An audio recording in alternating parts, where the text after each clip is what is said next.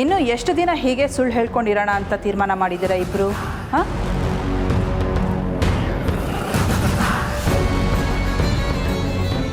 ನಮ್ಮ ಅತ್ತೆನ ಕೊಂದು ಅದು ಆತ್ಮಹತ್ಯೆ ಅಂತ ಕತೆ ಕಟ್ಬಿಟ್ರಿ. ಈಗ ನಂದು ಮಗುನ ಕೊಂದು ಇನ್ನೇನು ಹೇಳಬೇಕು ಅಂತ ತೀರ್ಮಾನ ಮಾಡ್ಕೊಂಡಿದ್ದೀರಾ?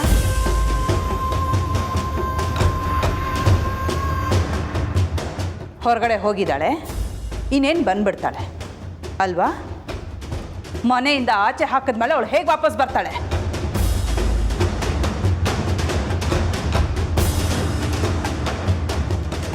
ಸ್ವಲ್ಪನೂ ಮನುಷ್ಯತ್ವನೇ ಇಲ್ಲದೆ ಗರ್ಭಿಣಿ ಹೆಂಗಸಿನ ಮೇಲೆ ನಿಮ್ಮ ಕೋಪನ ತೋರಿಸಿದಿರಲ್ಲ. ನಂದಿತಾ ಮೇಲೆ ನನಗೆ ಕೋಪ ಇದ್ದಿದ್ದು ನಿಜ, ಆದರೆ ಅವಳಿಗೆ ಹೀಗೆ ಮಾಡಬೇಕು ಅಂತ ನಮ್ಮಲ್ಲಿ ಯಾವ ಉದ್ದೇಶನೂ ಇರಲಿಲ್ಲ.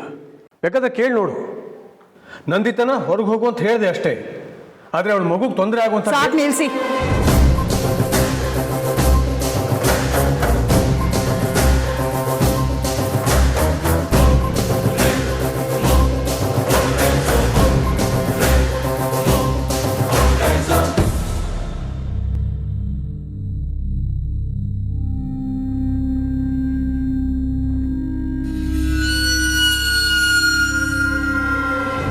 ನಮ್ಮ ಮನೆಯವ್ರ ಮೇಲೆ ಯಾಕೆ ನಿಮ್ಗೆ ಇಷ್ಟೊಂದು ಸೇಡು? ಪಾಪ ಅತ್ತೆ ನಿಮ್ಗೇನು ಕೆಟ್ಟದನ್ನ ಮಾಡಿದ್ರು? ಈ ಮನೇನ ಬೆಳಕಕ್ಕೆ ಬಂದ್ರು, ಅದು ತಪ್ಪ? ಅತ್ತೆನ ಕಳ್ಕೊಂಡಿದ್ ಮನೆಗೆ ತಂಗಿನ ಕೊಡೋದು ಬೇಡ ಅಂತ ನಾನು ಪಡ್ಕೊಂಡೆ, ಆದ್ರೆ ನಮ್ಮಪ್ಪ ಕೇಳಲಿಲ್ಲ. ಈಗ ಈ ಮನೇಲಿ ನನ್ನ ತಂಗಿನೂ ಇಲ್ಲ, ಹೊಟ್ಟೆಲಿ ಬೇಕಾಗಿದ್ದ ಮಗುನೂ ಇಲ್ಲ. ಕಾದಂಬರಿ,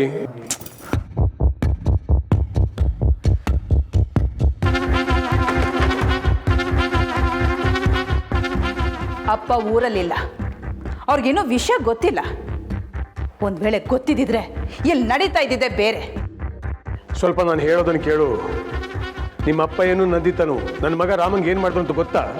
ಗೊತ್ತಿಲ್ಲ, ಗೊತ್ತಾಗೋದು ಬೇಡ. ನನಗೆ ನನ್ನ ತಂಗಿ ಮುಖ್ಯ, ತಂಗಿ ಮಾತ್ರ ಮುಖ್ಯ. ಅದನ್ನು ಬಿಟ್ಟು ನಿಮ್ಮದು ಬೇರೆ ಯಾವ ಉತ್ತರ ಇದ್ರೂ ಅದನ್ನು ಅವ್ರಿಗೆ ಹೇಳಿ.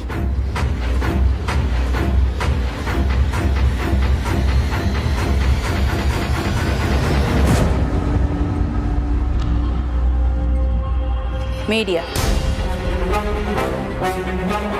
ಇಷ್ಟು ವರ್ಷ ನಿಮ್ಮ ರಾಜಕೀಯ ಜೀವನದಲ್ಲಿ ಯಾವುದೇ ಕಪ್ಪು ಚುಕ್ಕಿ ಇಲ್ಲದೆ ಇದ್ರಿ ಅಲ್ಲ ಅಪ್ಪಣ್ಣ ಅವರೇ. ಇವತ್ತು ಮರೆಯೋಕ್ಕಾಗದೇ ಇರೋ ದಿನ ಆಗುತ್ತೆ.